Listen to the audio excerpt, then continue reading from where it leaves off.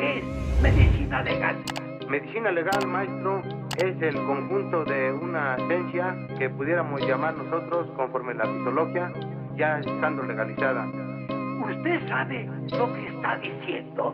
No, yo no. ¿Y usted lo sabe? Yo no. Pues entonces no hay que hablar, ¿verdad? Rico en el beat.